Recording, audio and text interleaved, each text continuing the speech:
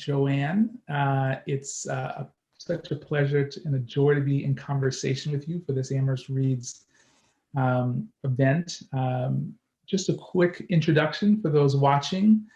Joanne Wayne Golann was an English major at Amherst, class 2004. Dr. Golann received her PhD in sociology from Princeton University. Currently, Joanne is an assistant professor of public policy and education at the Peabody College, which is the education school at Vanderbilt University. She has numerous awards to her name from prestigious organizations such as the American Sociological Association and the National Academy of Education Spencer Foundation. So I am so looking forward to this conversation. There are many, we have many overlapping interests. You're class of 04, I'm class of 03. Thank you so much, Travis, for joining me today in talking about my book. And you're right, we knew each other at Amherst. We were both English majors. We were also both part of the Amherst Christian Fellowship. And I remember we both tutored at El Arco Iris and Youth Rep. And you also knew my husband, David Golann, who was also Amherst class of 2004. Yes, and fun fact, you may or may not know this, but I hosted David. So I probably knew him before you knew him, I suspect, unless. Oh, wow, yes. Yeah, I don't know if you guys, I'm assuming you all met at Amherst, not before. We did meet at Amherst. Okay, so I knew David, I hosted him when I was a freshman and he was a high school senior. So I've known him before you, if you will. So, but I will not take any credit for that matchmaking. So many of our peers in my class, and I suspect maybe in your class as well, have become academics. So I'm currently an assistant professor at UC Berkeley. And I'm always curious about the various routes we have taken into the academy. So maybe if you could, I'd love for you maybe just talk a bit about what was your route into the academy? How did you end up as an assistant professor at this prestigious institution? Yes, we both ended up in academia and in education, and I keep hearing about the good work you're doing on teacher diversity, and I'm glad when I see that. But yeah, my path into academia. So it's probably my senior year of college, and like most seniors, trying to think about what to do next. And, you know, I was an English major, and I thought, I don't think I'm going to continue, studying Virginia Woolf for the next decade. So I was trying to think, what is it that I like to do? And I was really interested in listening to people's stories. I know that sounds so vague now, but I felt like, I feel like I have an ear for people's stories. I can remember how they say them, what they say. And I remember I had a professor in my first year of college who taught the course Reading, Writing, and Teaching. And he was a visiting professor who happened to be an oral historian. So I reached out to him in my senior year, I think it was, to talk to him a little bit about his work. And he mentioned ethnomethodology, which is a subfield of sociology that's focused on conversation. And he said, oh, do you know Professor Dizard? And I actually didn't. Professor Dizard was a sociology professor at Amherst, but I had taken no sociology or anthropology while there. I was really in the liberal arts humanities track. And so I reached out to him. He was very generous with his time, and he gave me a list of ethnographies to read, and that was really my entree into the field of sociology. Okay, so we can continue to catch up, but there is this main attraction. There is this book, this really consequential book that you've written that we're here to talk about. Scripting the Moves, Culture and Control in a quote-unquote no excuses charter school. And so you talked a bit about how formative your experience was at Amherst, taking these English courses. And for me, that also held true when I ended up as a classroom teacher. I remember in Professor Rushing, in Jerry Rushing's course, she always encouraged us to sort of think about and place text within a larger social context. And so she would say, there is no text without context. So what's the context of this book? And specifically, you use this term sort of no excuses. What do you mean by that? I didn't have the privilege of taking any courses with Professor Rushing, but I like that. No text without context. So the context, you could probably step back and think about school choice more broadly. So that started in the United States in the 1950s with Milton Friedman, who was over at the University of Chicago. And he was really interested in applying business principles to education, in particular, this idea of the educational marketplace. So just like in business, we have a market. He thought of a marketplace where you would have schools competing with each other for students. So parents would have free choice to choose whatever school they wanted to send their children to. And he believed that this competitive force by itself would improve schools. So you wouldn't need, all these other kinds of reforms, just these competitive pressures. So charter schools are one type of school choice, and they emerged in the 1990s. So charter schools are public schools in that they're publicly funded, but they are independently managed. So charter schools are not typically run by your local school district. They can be run by parents, teachers, nonprofit organizations, for-profit organizations, and so on. So charter schools were seen as having the potential to be really innovative because they're freed from a lot of regulations that traditional schools have to follow, to be experimental, and also to introduce competition, right, to traditional public schools because parents could choose charter schools instead of the local school. Well, it didn't pan out, necessarily that way. Charter schools on average, don't perform any better than a standard traditional public school. But there is this subset of urban charter schools, which people call no excuses schools, that have performed much better. And these schools predominantly serve low-income Black and Latinx students. Policymakers have gotten excited over these schools. They see them as a really promising new reform, and foundations have poured, hundreds of millions of dollars into supporting these kinds of schools. Yeah. You may have heard of some of them. Most of these schools no longer say they're no excuses schools, but schools like KIPP, Achievement First, Uncommon Schools, Success Academies, Yes Prep. There's a bunch. They all kind of fall under this no excuses label. And the term no excuses itself, I should say, just means that these schools are going to make no excuses for student failure, irrespective of student backgrounds. So we're not going to say, these students came to us 3 grades behind, so we can't get them to college. We're going to, not make excuses. Yeah. No, I'm so fascinated by this book. First, from this sort of personally, because I grew up in a working class section of Brooklyn, and I've had many cousins who have attended these sort of no excuses schools, and so I have spent time in these schools advocating for my cousins, and so.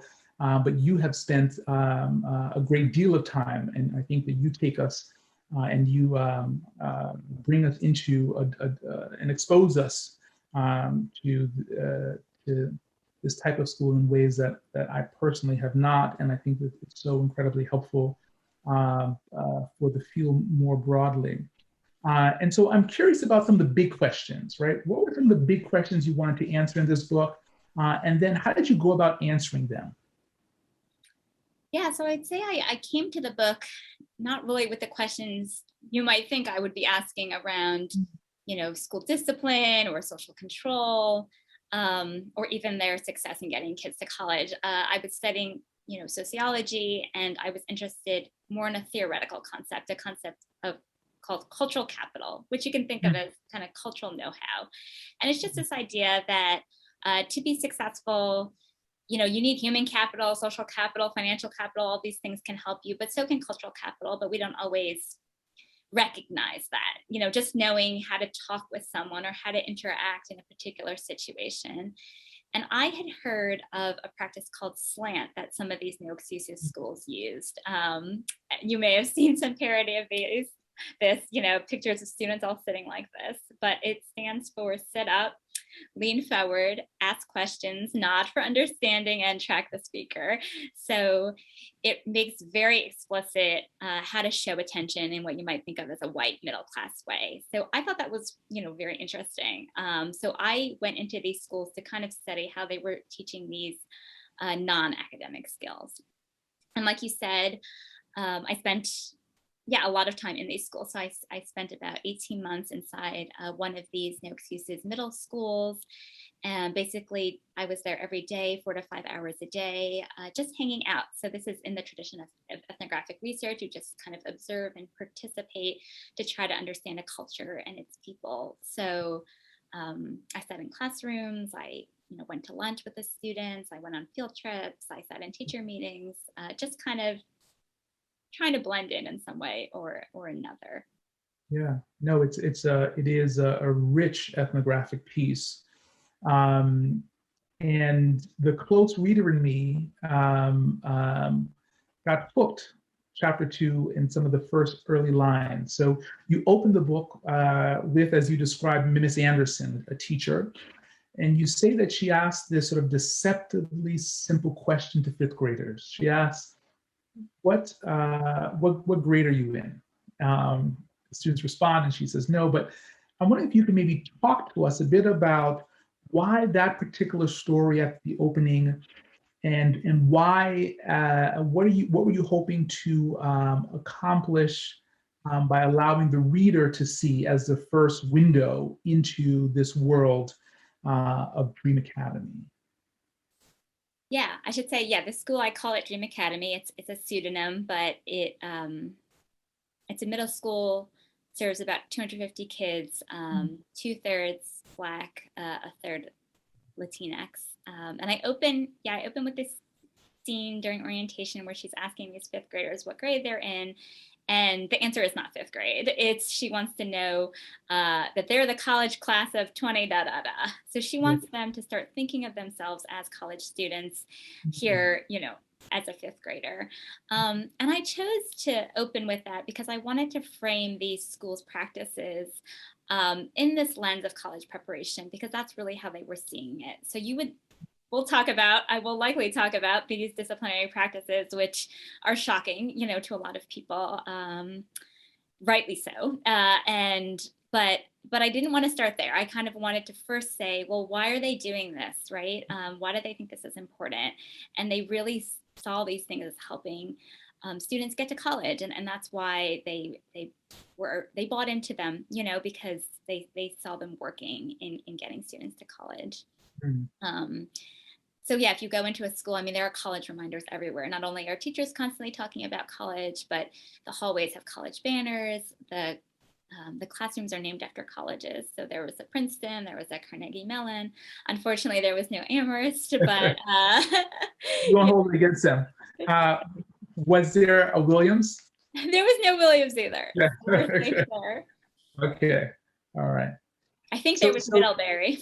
There was Millbury. Okay, so some Nescat, but not Williams. So we won't. So take us more into the school. So there are these presumptions that these Black and Latinx children. I mean, I guess the question is: are there presumptions that these Black and Latinx children don't know about college? That's why everything is named after a college. Maybe so. Take us more into the school. What was it like? Yeah, I think there is that presumption that, right, we're trying to kind of re-socialize them, into different expectations and different behaviors. So the expectation is to help you start thinking about college, and then the behaviors, well, yeah, we'll get into that, but here's some examples. So students had to arrive at school at 7:30. There was no transportation provided, no bus transportation as a charter school. So parents, right, had to be able to drive their students to school or walk their students. And if you did not arrive at school at 7:30, your student got a same day after school detention. My children would have gotten lots of detentions because we are late to school a lot. Wow.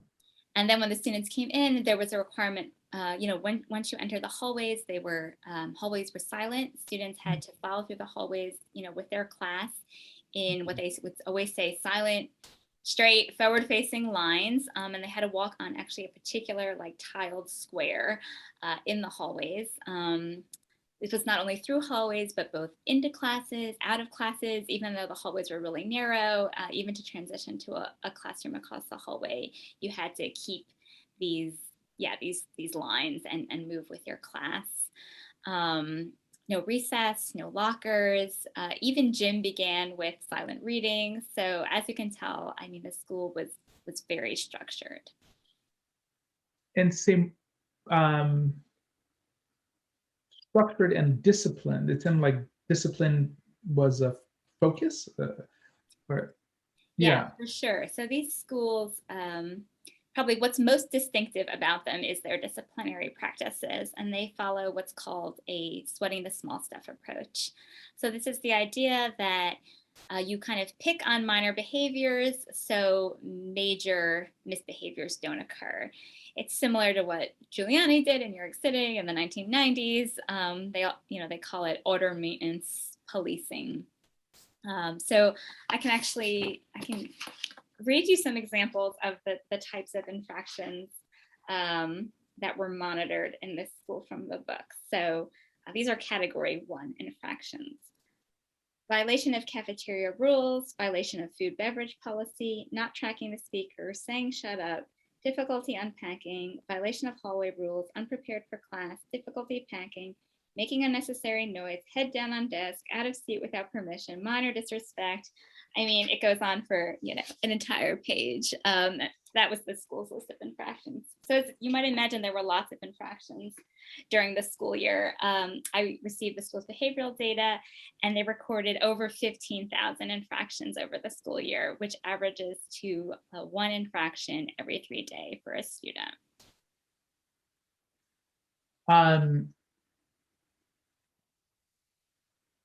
Yeah. So many of our classmates at Amherst, so many of my classmates, many folks in my year would say to me that their high schools were just like Amherst. Uh, they sat in circles and they didn't ask, their teachers asked them what they thought, not what to think. And so they talked about this seamless transition. Now, if the goal of this school was to get students into, they didn't have Amherst as one of their, but if the goal was to get them into places like Amherst or Middlebury, why are they organized so differently? Yeah, I think that's a very good question, and they certainly are. They certainly are organized differently, very much on what you might think of as a rewards and consequences, system. So all those infractions I read, they have something called like a paycheck system or a point system. So if you get any of those infractions, you lose points or you lose dollars on your paycheck. And then at the end of the week, if you fall beneath a certain threshold, you might get a detention or even a suspension in some schools, or you may not qualify for certain privileges at the school. At my school, to earn the school shirt, which was like a polo shirt. You earn your polo shirt. You have to earn your navy blue polo shirt. You can wear it. You start off with a white polo shirt, and only until you have a certain point average can you get your navy blue polo shirt. Actually, the first day of school, you had to even earn your seat. So they started on the floor, so you don't even get your seat to begin with. You have to earn field trips. You have to earn school socials. You can earn immunity from homework punishment, things like this. So it was definitely this system of earning. And like you said, very different than what college looks like or what affluent suburban schools look like. So, those schools, don't really talk much about classroom management or behavior. They don't talk about making no excuses or showing grit. Those schools are talking about design thinking and personalized learning and problem solving and the kinds of skills we think are, important for college success. So the question of why I think is, trickier to answer. The head of the school, when I spoke with him, said, well, these students just don't do what college students do. When he started working at a school like this, he thought they would, and he found they didn't. And so he found that you had to be much more assertive about what you wanted to see. You had to script the moves, and that's what I call the book. That's kind of where it comes from, this idea. And I think that may be true, to a certain extent, but I think this idea of we need to exert extreme control over students also plays into a narrative, a larger narrative, that there are certain kinds of kids that need to be controlled, that need strict discipline. So I think it's dangerous, to kind of to use that narrative sometimes, when actually maybe what these students need is, more care, more resources, more support, as some of the research, in our field shows, thinking about wraparound supports in schools, or thinking about how do we address students who have trauma from outside of school, right? It's not necessarily strict discipline that they need. There are other things that cause behavioral problems that need to be addressed. So yeah, Yeah. I think that's what Yeah. they would say, but Yeah. No, this is it's one of the most shocking one of the shocking things when I would interact with teachers, administrators who worked in these kinds of schools was that they had they came from different. My experience was that they came from different um, um, social class, very cultural different experiences than the students that they worked with, and but they had no knowledge of the lived experiences of, on average, Black and Latinx children. And so when I would go into schools and teachers would say that this child doesn't know how to sit still, like I remember, and so I come from such community, a working class community, where there are many of these no excuses schools, and I had to sit in church for 2 hours, right? I had to sit still, right? And so there were all these assumptions that were so violent, that really did not take into account. My sense was that ways of being that these children may have had before they got to school, but there's this presumption that schools had to teach them everything. yes, Rich Milner has this book called, These Kids Are Out of Control. And I think exactly that's the perception. And what you were saying about kids sitting still in church is similar to something I observed, very early on while I was in the school, which was that, no, these kids don't need to learn these things, because when they're with this one teacher whom they respect, there are no behavioral problems at all, and she is not giving out infractions. So we do see lots of resistance in other classes, but it's not like they don't know how to sit still. They're resisting for a reason in other classes. Yeah, we we've talked a lot about social class. I mean, working class. I think we've talked a bit about, and so I'm wondering if you think that these kinds of schools exist in Appalachia, where predominantly white working class students attend schools, or maybe let me ask my question maybe a different way. Is the story solely about class, or is there something unique about Dream Academy in an urban center, in a school serving children of color from working class families, that influence why it's organized um, in what sounds like uh, uh, very harmful ways? Is there something about race to this story? Is it solely about class, is my question. Absolutely. I would say that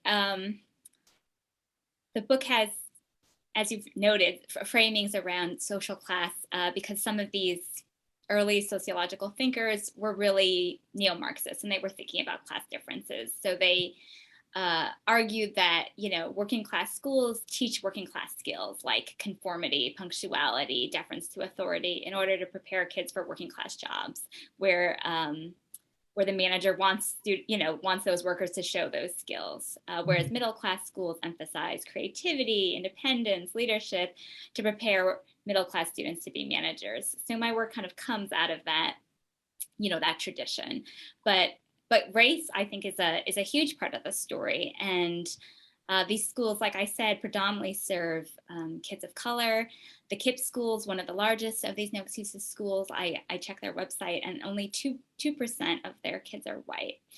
I think we've all seen in the past, year and a half, how racialized social control is, and there are numerous studies, in school discipline that show Black boys in particular are those who receive the harshest school discipline, the most frequent school discipline. They're perceived as threatening. They're perceived as in need of more control. So certainly I think the level of control that is considered acceptable or appropriate is seen through racialized lens. I don't think it would be acceptable if these students were majority white. Yeah, yeah. I mean, I wonder how these schools, well, you know, the strategic choice by reformers to rush into urban centers versus rural Tennessee or West Virginia or Pennsylvania. Um, uh, yeah, why the push and rush to colonize Black and brown bodies, and the license given to do so. So I think it's interesting to hear this racial analysis, right, intersecting with this class one. Absolutely. And I think, at least over the past, year or two, we are seeing some of these large networks begin to recognize that that many of these disciplinary practices are racist. So KIPP came out with a statement. Their founder apologized to all their alumni for racist disciplinary practice. The Noble Network in Chicago also issued a similar statement in the last year or two. And I'm wondering, beyond saying that they have racist practices, I'm wondering if maybe this is book 2, right? Then your work to go into these schools to see how ideas or theories translate into change practices and policies. And so the degree to which the founder may be saying, we have this policy, but schools are loosely coupled organizations. And so if we still have these anti-Black, these racist ideas, it might be interesting to see how the degree to which children still need to earn their polo shirts or earn a seat to learn. But maybe that actually, it was, when one of these networks achievement first put out a statement, I was very tempted to go and do just what you said, but I still may. Okay. I certainly think it is another book that needs to be written. Yes. Unscripting the moves, maybe. Unscripting the moves. I like that. So my own research, we spent a lot of time talking about students. And we talked a bit about teachers, but as you know, my own research explores teachers and teaching. And I'm wondering if you could talk a bit about the teachers at Dream Academy, and to what degree that they enact or push back. You started talking about this a bit, but I want you to maybe talk about it some more. They enact or push back on mandates to police and teach. And did you observe differences between white teachers and teachers of color? Yeah, I think one of the surprising findings for me was seeing the degree to which teachers' work and teachers' complaints reflected those of students. So like the students, teachers' work was highly scripted because they had to enforce, these very particular disciplinary scripts. And also their instructional work was also kind of monitored. They had very elaborate teacher evaluation rubrics. Their own lesson plans had to be written in a certain way, and they were checked by supervisors every weekend. So many of these teachers also felt it's starting to rain here. I don't know if you can hear it on the screen, but also felt it's rain in California, so please send something our way. There's no rain here. Okay. It sounds beautiful. They felt, the negative impacts of those scripts. And I think certainly there were teachers who tried to push back. I mean, I sat in several meetings between teachers and their supervisors. But the school was very explicit. Like, they would tell teachers, you have to enforce these policies. Like, they didn't say it is our way or the highway, but that's basically what they were saying. They would tell them, you don't have experience. We know this works and you need to do this. So there was not much flexibility in the school for teachers. There were small ways. I categorize teachers into sort of 4 types. And one type I call adapters. So there were some teachers, especially those who didn't teach the core subjects that were tested on state exams, who had a little more flexibility. Or they might do something like, instead of slant, they would say silly slant, just something to get, make it a little less, militant. But but on the whole, I would say, yeah, that they didn't have much room like the students. The other question you asked was about teachers of color. So the teachers were primarily white, primarily young, most just out of college. But there were a couple teachers of color, and I would say, to what you were saying before about being familiar with a community or a certain style, that they tended to be more effective and more able to accomplish what some researchers have called a warm strict style, or a no nonsense nurturing style, where they're strict, but they're still able to build these relationships with students. They're not so by the books. And just when you were saying the school, do you mean the principal? Do you mean like instructional, like who's the school? Who are you naming or terming as the school? Yeah, I would say the principal as well as instructional leaders. So they had teachers who part of their responsibilities were to train and supervise other teachers. So they would observe them in their classrooms at least once a week.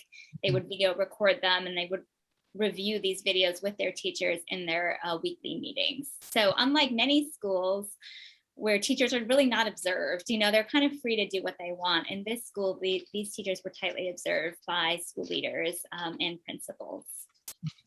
And the on average, the demographics of the leaders and the principal? Yeah, the principal was white. There was one of the school leaders was a Black woman. So there was some variation, but by and large, you do see a mostly white teaching staff and leadership staff. Talking about teachers, you talked about Miss Armstrong, a first-year teacher at the school who struggled. And then you describe how a correction officer who was considering a career in teaching comes in and observes Miss Armstrong's class. It's really so descriptive and so rich, and really gets at the true inherent tension in this book, that to Ms. Armstrong's surprise, that the correction officer said that students were being controlled in ways similar to the inmates in the prison. Why do you think Ms. Armstrong, whom you described as a white Ivy League grad, was surprised by the correction officer's observation? Were teachers not aware that they were treating Black and brown children in such harmful ways? Yeah, your reaction is similar to the one I had when she said that. That's right. Like, were you not aware? And I think they must not have been to that extent. Yeah, I mean, she talked about it as an out-of-body experience. Like, she's watching somebody else out there doing all these things. It doesn't feel like herself, because, she was very idealistic. She had come into this school not to be a disciplinarian, and, ended up doing that, most of the day. So I think it just, some kind of dissonance between what she was doing and what she wanted to do and was hoping to do at that school. Yeah, and so for Ms. Armstrong, I'm curious, did that change after hearing that she was essentially operating as a de facto correctional officer? Did that change her behavior, or? Yeah, I'm not sure. That would have been a good thing to try to think about while I was observing. She did end up leaving the school at the end of the year. Wow. So she really was disillusioned by her time at that school. Yeah. And I think leaving education altogether, which is also a negative consequence for teachers of experiences like this, because she had gone through, gone back to return. She was a little bit older, had gone back to return to do a teacher's prep program, had student taught at a public school, an urban public school, where she had a positive experience. So it was really, she actually contrasted herself with Teach for America types, which are kind of students who may go in, to teach for 2 years, but then they want to go into business. She really wanted to be a teacher, but had such a disenchanting experience at the school that she thought, this is not for me. Yeah.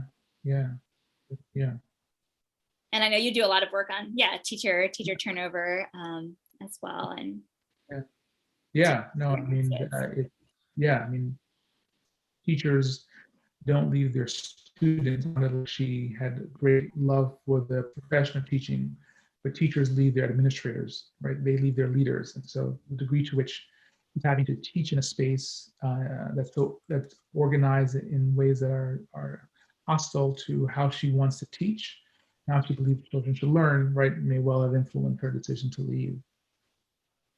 Let's talk a bit about outcomes.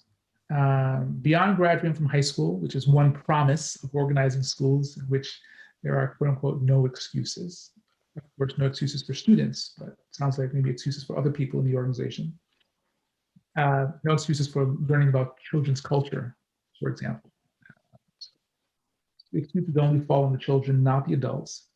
One premise of organizing schools in which there are no excuses for students is that graduates not only attend, but they graduate from college. So how are these students faring in higher education?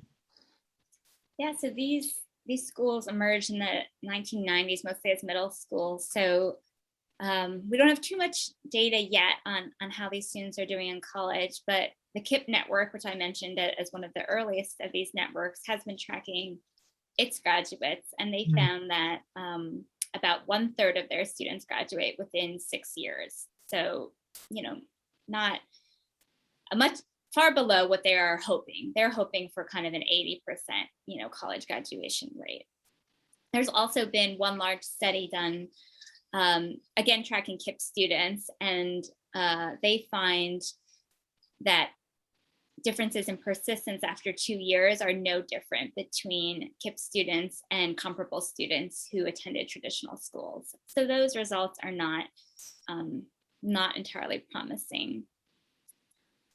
So the schools are not organized, like, for example, for like the kinds of schools that my children attend, who come from, I would say middle class, upper middle class, who attend schools with other upper middle class and middle class children. So the schools are not organized in this way, and the outcomes are not any better. So why then? I mean, so does that mean that maybe schools are thinking about new ways of organizing their schools? If it's clearly not producing the outcomes that they want, then maybe there may be something more to. So I'm curious. I mean, has there been are they folks thinking about changing how they're organizing their schools, given that the outcomes are not what they want? Yeah, I'm not sure. I think so. So I shouldn't say. Some of these schools certainly are. Some of it is pushback from the disciplinary practices. I think that's the primary motivation for changing. So we do have schools saying we're going to get rid of the point system, or try to do restorative justice practices instead of the disciplinary practices they do. But I think also, thinking about how much freedom or structure we give students, what kind of skills we're building, I do think these results should be making school leaders rethink their practices. Yeah. I know as you were talking, I think you were getting to this idea of like, well, why does everyone think these schools are so great then if they're not, not doing these things? I think it's because of the test score results, right? The early test score results. Okay. But right now we're not seeing these. Yeah. Another study I read showed that basically these charter schools that performed really well in middle school on standardized test scores, I mean, they're just not translating into college results. Right. So saying, right. Yeah, the kinds of skills you're building may not be what these kids need to succeed in the long term. Right. I think that I think that we're focused on the wrong outcome, and or I'm wondering. Let me be a professor, right? I'm wondering if we're focusing on the wrong outcome. That the outcome should not be, can you pass a paper and pencil test, right? I think another outcome might well be a more important outcome, right? Might be persistence to and through college. And if that's not happening, and I can imagine that, if people tell you to sit up, lean forward, pay attention, nod, track, and you're having to walk in lines, right? Then you get to Amherst College, and you're not there's no expectation that you behave or engage or learn in that way. And so how then could you be successful? Yeah, and that's a lot of the argument of the book is around, are we building the tools that middle class students use to be successful in navigating middle class institutions? Yeah. I call them tools of interaction. So things like, exactly, speaking up in class, learning to be at ease with authority and going to your professor's office hours, learning to work as a team, right? These are different kinds of skills, learning to independently manage your work. So I spoke with a couple students who had completed their first year of college who had gone through this, the school I was at. And they talked about the struggles with adjusting, where they said, I get to college and there's no more consequences if you don't turn in your homework. There was one woman, and she said she ended up with a C in her English class because she had to submit this portfolio at the end of the year. Well, there were assignments all along the way, but she hadn't done any of them because they weren't, collected. But then when, it came to the end of the semester, she had to quickly do all those assignments and was disappointed, right, in the grade she got for that class. Yes. So this is, but why there's clear implications for reorganizing schools. And so I'm going to ask you about some of that. I know your work has been featured in places like the New York Times, Ed Week, the Atlantic, HuffPost. I'm not sure where else you haven't been featured, but I'm wondering if you could maybe talk more about the impact, right, of this really consequential work and this analysis of a quote unquote no excuses school. Yeah, I think, as a sociologist, as an academic, you don't always see the kind of public impact of your work. So it has been really satisfying to hear from teachers, to hear from parents who find that the book resonated with them, that helped them kind of understand their own experiences in these schools. I've had one New York City network that said they refer my work when they talk about changing their disciplinary, they make references to my work when they're talking about why they changed their disciplinary practices to give students more agency. So that,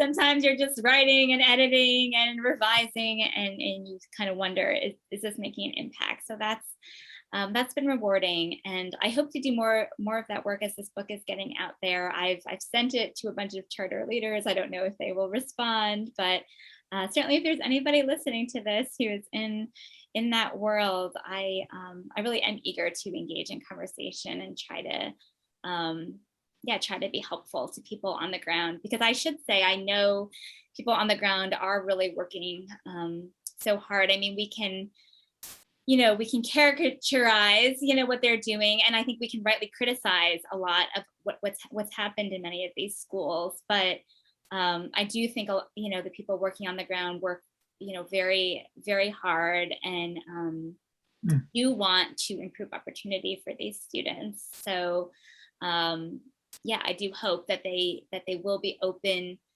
to criticism and willing to change. Yeah, continuous improvement. I mean, absolutely. I believe that all teachers come into the profession wanting to do good, right? They wanting to really change the world, and a text like this, right, I think will be really important and necessary for them to think about how to push back against very damaging ideas. And I think particularly under President Tony Marks, many of our, President Marks came the year after I left, but I know that many of our peers went into education and are in the charter sector. So I suspect that there are lots of folks who will Amherst alums who will be listening to this, who are working in school leadership positions and will heed some of the great advice that you're giving us to reimagine schools that look like the kinds of schools we want, right, for our own children, not for somebody else's child. Two more questions. I know the hour is going, but if you would allow me, I'd love to put on my Andrew Parker literary theory hat for a second. Andy Parker, as some of you may know, was an English professor at Amherst. Did you by chance ever take any classes with? I also missed Andy You took Parker. like different classes. Well, yeah, what was I doing at Amherst? I think one question that Andy Parker may would want to entertain is, how do you show up in this book? Are there experiences that you shared or that you tried to make sense of or grapple with as you were clearly as a trained sociologist, right? I'm saying the importance of distance, but how did you show up in this book? I'm curious. Now that it's done, maybe you reflected on that. Yeah, no, I think that's a great question, and one a lot of ethnographers juggle with, because they're in the field, they are participating in the action. I don't show up, that much in the book. So my initial interest in the book came from personal experience. I think, as sometimes people call it, me search, not research. Those personal interests and values often drive our research. So as the daughter of Chinese immigrants, I've always been interested in kind of the subtle ways that culture shapes experience, shapes comfort levels. So this idea of, can you learn this cultural capital, right? Even if you weren't raised in it, can you learn these subtle ways of being, of speaking, that help other people succeed? That really drove my interest into the project. Although, of course, the book itself has morphed, in different ways. I ended up arguing that these schools are not teaching what we would call middle-class cultural capital at all. They're really just teaching conformity. But yeah, I think at the school, I think I need to reflect on it more. But because it was difficult to be in the school. I was most like those teachers in the sense, most aligned with them in the sense that I was young, I was well educated, I'm middle class. So I could very well have been one of those teachers in the school. And I actually had applied to Teach for America and gotten in right after Amherst. So yeah, I really could have been one of those teachers. And I think maybe not recognize, things I recognize now as a sociologist. But one decision I did make when I was in the school was not to discipline any students. And I told the administration that. I said, I don't want to do that because I don't want to take on that role of the teacher. And I think that actually helped me gain access to the students so that, they certainly didn't see me as a peer, but they didn't see me, they put me in a different category than the teachers. They put me as this odd person writing a book about their school. So I think that helped try to understand an experience that was very different from the experience that I had, as a student growing up in a kind of a suburban public school. Yeah. No, it's yeah. Well, I'm happy to hear that you're accepting the invitation to think more about that. Yeah, for sure, and engaging with you as well. I think your own experience probably offer a very interesting perspective into these schools as well, and and their practices. Yes. Well, any final words? Anything that you maybe something that I haven't asked that you think would be important for those in the Amherst community to know about the book? Yeah, no, I think you or covered. What's up next? You covered it well. Yeah, what's up next? What's next? What's next? What's the next? second book? A vacation? No. Okay. I'm working on a project that seems very different, but it is also related to this idea of teaching sort of these social and behavioral skills, teaching this cultural capital. So shifting the lens from schools to families. So looking at a diverse set of families. We've actually videotaped them in their homes for 2 weeks, and they all have young children. So trying to understand what kind of values and behaviors and skills that these families are teaching their young children. So I spend a lot of my days watching videos of parenting. Okay. Yes. Well, Joanne, it was such a pleasure to talk, to reconnect. Yeah, to have a selfish reason to seal myself away and read a good book. Thank you for the invitation to have this conversation with you and the rest of the Amherst community. I really appreciate your taking the time to to engage with the book and with me in this conversation. So great to see you again, Travis. Yes, you are most welcome.